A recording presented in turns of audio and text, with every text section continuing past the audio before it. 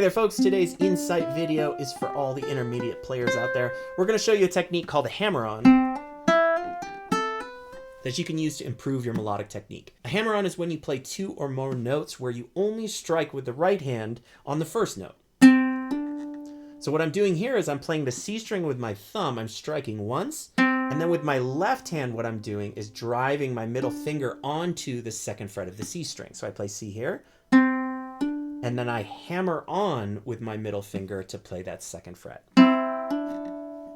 And remember, we don't want to rush this technique. A lot of people, when they start, will just try and immediately hammer that note on. Remember, what we're doing is actually changing the way that we play two notes. Not necessarily the duration. That duration stays the same, even when I'm doing the hammer-on. Now let's jump to the E string and see if we can add one other note to that hammer-on run. So what I'm doing here is I'm striking the E string, I'm hammering on with my pointer finger, and then here, still holding that pointer finger down, I'm going to hammer down the third fret of the E string.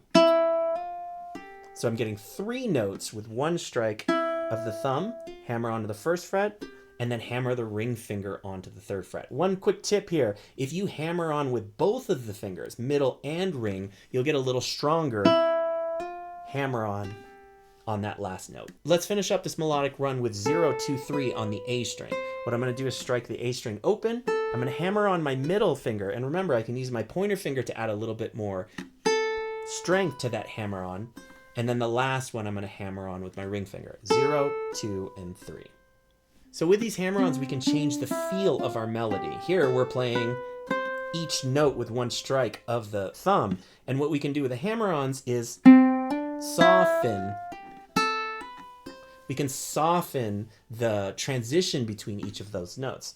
0, hammer on 2, 0, hammer on 1, 3, 0, hammer on 2, and then 3.